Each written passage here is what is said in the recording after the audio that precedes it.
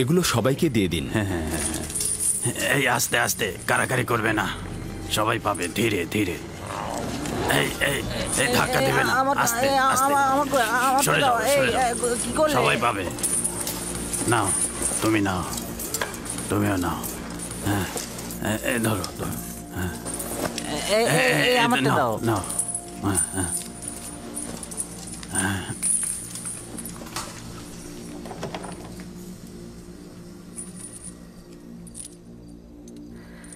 যদিও এখানে অনেক কম, কিন্তু সন্ধির প্রথম পর্যায়ে কিছুটা ক্রোধ দূর করবে।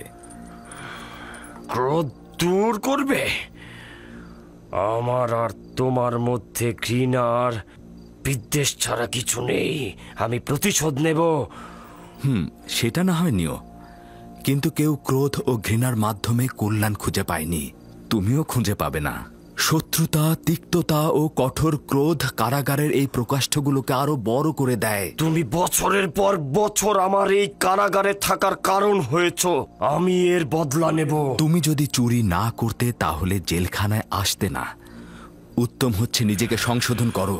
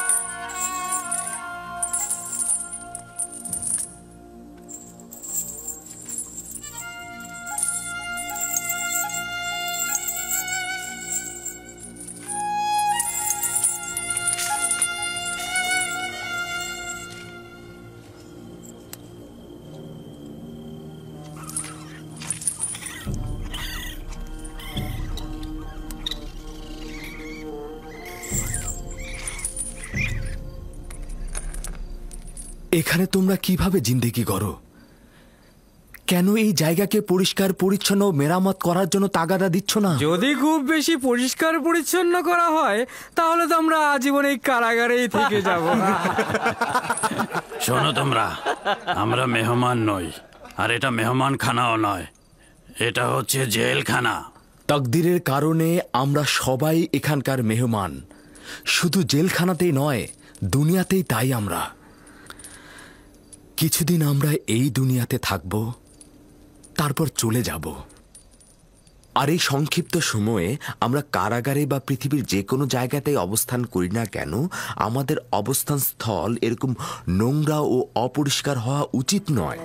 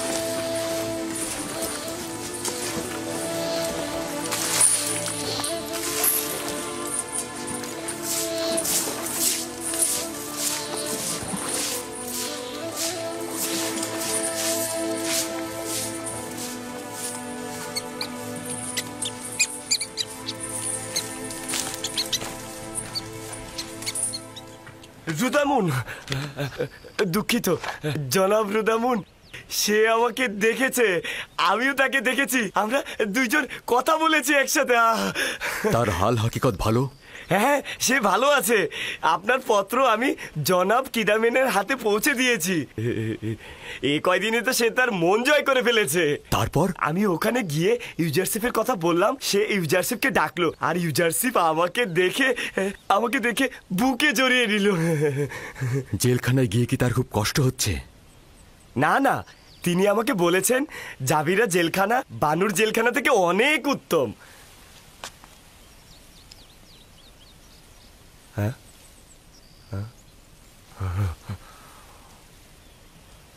মনে হচ্ছে কারি মামা আমার সঙ্গে কোনো কাজ আছে।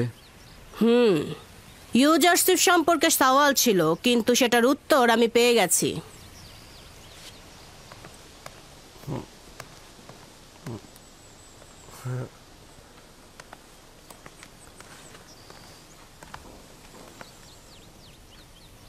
খারাপ হলো না, চিন্তিত হয়েও না। এখনই বানু জুলেখার কাছে গিয়ে আমাদের কথা বলে দেবে। বানু জুলেখা তখন খেপে যাবে। জাভিরা জেলখানা বানু জুলেখার জেলখানা থেকে অতি উত্তম। জাবিরা জেলখানা তোর জন্য জাহান্নামে রূপান্তরিত করব আমি। আমার প্রাসাদ তোর কাছে জেলখানা মনে হচ্ছিল, তাই না? জেলখানা কাকে বলে তার নিশানা দেখাবো আমি তোকে, দেখাবোই আমি, দেখবো। লেখো, আমার প্রাসাদের অবস্থা জাবিরা জেলখানার থেকেও খারাপ। আমার প্রাসাদের অবস্থা? আরে না, এটা লিখতে বলিনি, বোকা কোথাকার। দুঃখিত আমার বানু, তাহলে কি লিখবো? লেখা শুরু কর। ইউজারশিপকে আমি জেলখানায় পাঠিয়েছি যেন শাস্তি পেয়ে আমার প্রতি আনুগত্য প্রকাশ করে। যে গোলাম তার মালিকের প্রতি আনুগত্য প্রদর্শন না করে তার শাস্তি ওই রূপী হওয়া উচিত যেন অমান্য করার একগুঁয়েমি মাথা থেকে বের হয়ে যায়। ইউজারশিপ ওই দিনই জেলখানা থেকে মুক্তি পাবে যেদিন আমার প্রতি আনুগত্য প্রকাশ করবে। এই খবর ইউজারশিপের কাছে পৌঁছে দাও।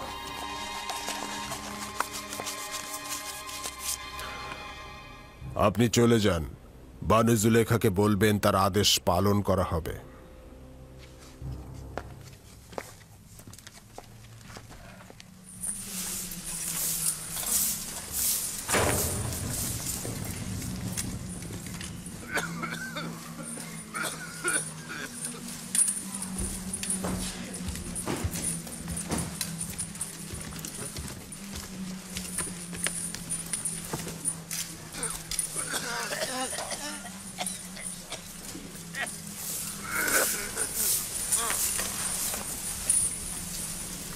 ইউজারশিপ,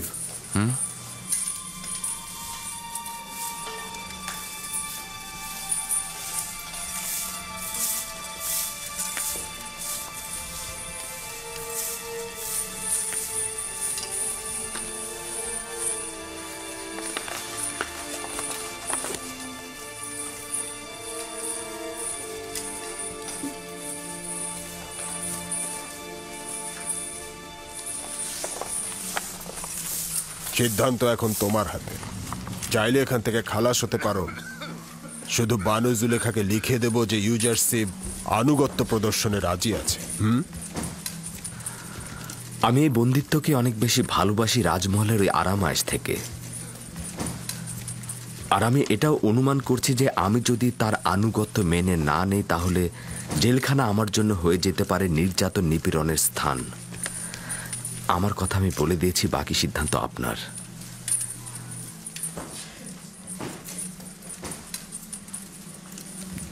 যতক্ষণ পর্যন্ত না বাধ্য হচ্ছি এই ফরমান বাস্তবায়ন করব না।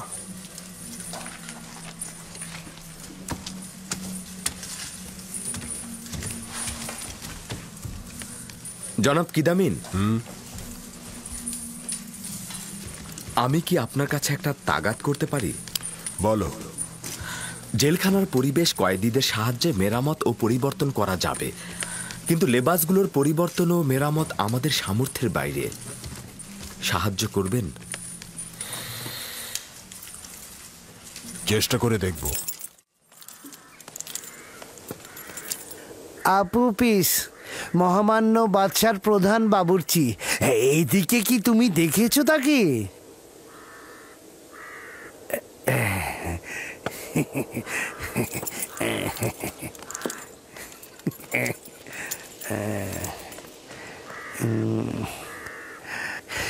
মহামান্য সেনাপতি, মহামান্য সম্রাটের প্রধান বাবুর্চি আপুপিসকে কি আশেপাশে কোথাও কি দেখেছেন? কয়েকদিন পূর্বে তাকে এক রাত এখানে রেখেছিল, তারপর নিয়ে গেছে। নিয়ে গেছে? কোথায়? আসলে সে কি করেছিল? কোথায় নিয়ে গেছে তাকে? জানি না। জনাব পুতিফারের আদেশে রাতে তাদেরকে এখানে নিয়ে এসেছিল, আবার ভোরবেলা তাদেরকে নিয়ে গেছে। তাদের? তার মানে তারা কজন ছিল? 2 জন, আপুপিস ও ইরানুস। কেন, কি দরকার তাদের সাথে? কিছুই না, তার একটা আমানত আমার কাছে ছিল, চাইছিলাম হস্তান্তর করতে। ঠিক আছে ঠিক আছে, আমি বরং তার বাড়িতেই যাই, ওখানে নিশ্চয়ই পাবো। খোদাবন তোমার মঙ্গল করুক, তোমার উপর দরুদ। তাদের উপর খোদাবানদের অভিশাপ বর্ষিত হোক। 2 মাস হয়ে গেল, তাদের কোনো খবর নেই। তাদের কাজ যেহেতু শেষ হয়ে গেছে, এখন কাউকেই চেনে না তারা। আর আমিও একটা বোকাকে সাথে নিয়েছিলাম, যার জন্য এই জেলখানায় এখন আমাকে পচে মরতে হচ্ছে। না জানি আমার পরিবারের সবাই এখন কি অবস্থায় আছে। কেন যে এই গাধাটাকে সঙ্গে নিয়েছিলাম। কেন তোর উস্কানি দাতাদের পরিচয় দিচ্ছিস না? ওরা তো পায়ে শিকল পরেনি, তুই কেন পায়ে শিকল পরে আছিস বোকা? আরে তুই এখন কষ্ট পাচ্ছিস, ওরা কেন শান্তিতে থাকবে?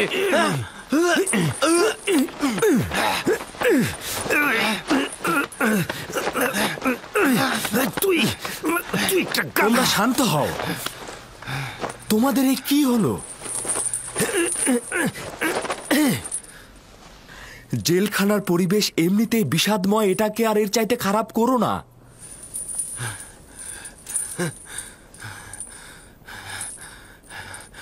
আমরা 2 বোকা যারা চাচ্ছিলাম আমেনহোতেপকে হত্যা করব।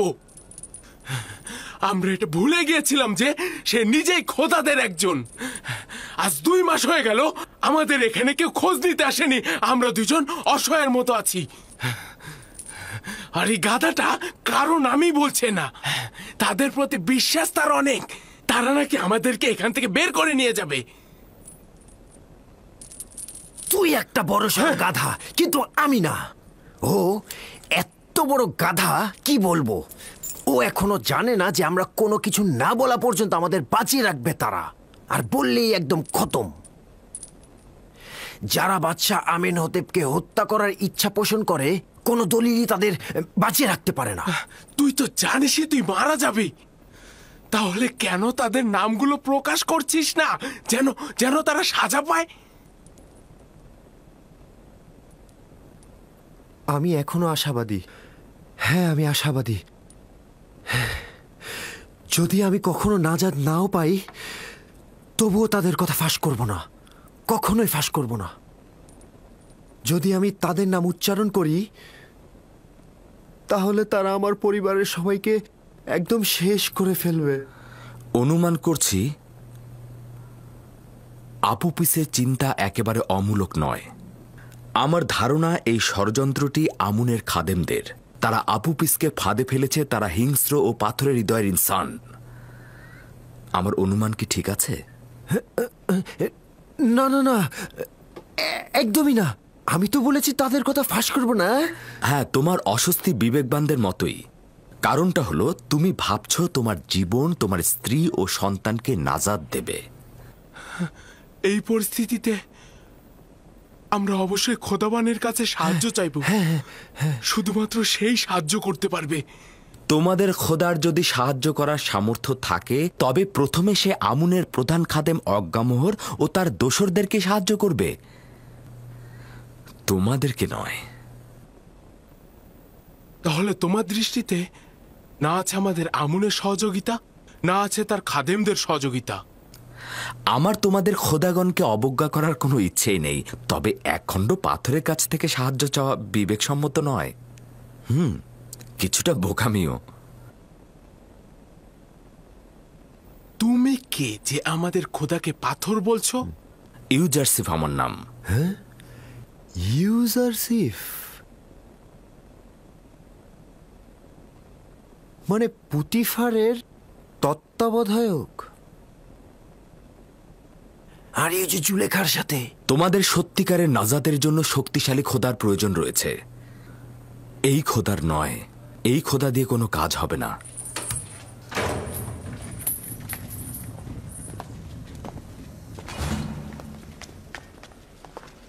ওঠো, উঠে প্রস্তুত হও তোমরা। পাথরের খনিতে যাব। এক সারিতে সবাইকে বেঁধে ফেলো। তাড়াতাড়ি করো, দ্রুত করো।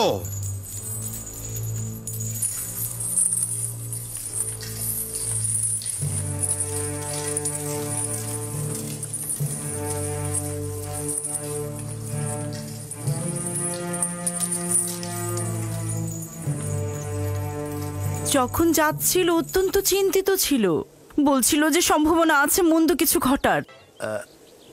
এখন পর্যন্ত কি তার সন্ধান করেছো? রাজমহলের সর্বত্র খুঁজেছি, কেউ তার কোনো খোঁজ জানে না। এমনকি আত্মীয় স্বজনেরাও তার কোনো খবর জানে না। কেউ বলতেই পারছে না সে কোথায় আছে। চিন্তা করো না, যদি তার সন্ধান পাই অবশ্যই তোমাকে জানাবো। হ্যাঁ হ্যাঁ, চলুন চলুন যাওয়া যাক।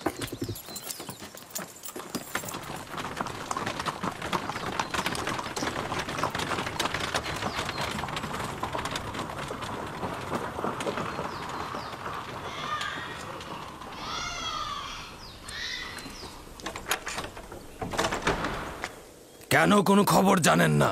আপনি কি তার স্ত্রী নন? আমি তো ধারণা করছিলাম আমার স্বামীর খবর আপনাদের কাছ থেকেই পাবো আমি, কেননা তিনি তো আমাকে আপনাদের কথাই বলছিল। তিনি বলছিলেন যে হ্যাঁ হ্যাঁ, বলো কি বলছিল সে? কি জানি, বলতো যে সম্ভাবনা আছে ভয়ঙ্কর কিছু ঘটার, আর এর কারণে আমাদের অবস্থা আগের চেয়ে আরো অধিকতর ভালো হবে।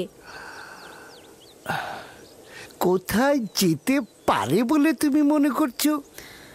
জানি না, আমি সত্যিই জানি না।